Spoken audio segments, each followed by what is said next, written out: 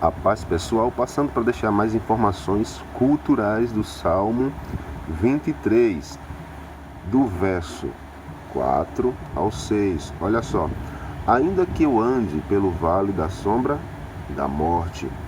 Vale da sombra da morte. O que era o vale da sombra da morte? Olha só: o vale da sombra da morte ficava, segundo os especialistas, em Belém.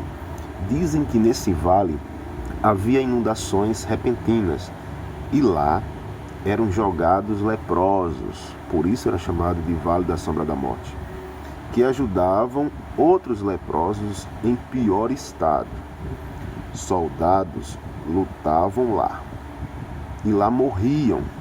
A expressão sombra da morte diz respeito quando, às 3 horas da tarde, o sol batia nas pedras e trazia sombra que dificultava a visão destes soldados que lá pereciam. Dizem ser o mesmo de Josué, capítulo 15, versículo 7. E seria este vale que, no Novo Testamento, seria chamado de caminho sangrento entre Jerusalém e Jericó, do capítulo 10 de Lucas, da parábola do bom samaritano. Outro contexto que me chama a atenção, quando a Bíblia diz: prepara-me uma mesa. Esse contexto fala de amizade, de aliança, ou renovar uma aliança com um filho pródigo. Davi pediu a Deus que preparasse sua alimentação, ou seja, Davi estava chamando Deus de seu nutricionista.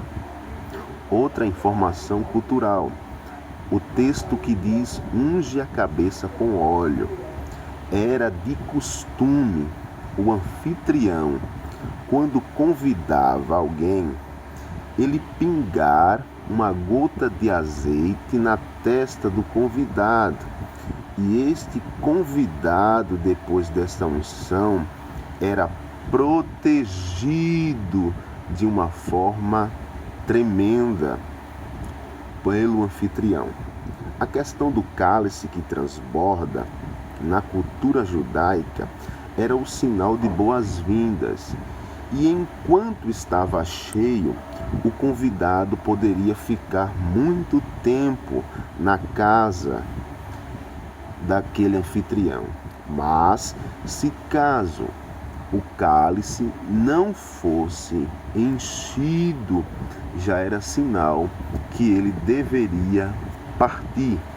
E para finalizar, o verso 6, que diz: bondade e misericórdia certamente me seguirão. Lembra que eu falei que o anfitrião protegia o convidado? O anfitrião colocaria para proteger o convidado 2 seguranças. E esses seguranças estariam com o convidado, o guardando de todos os males.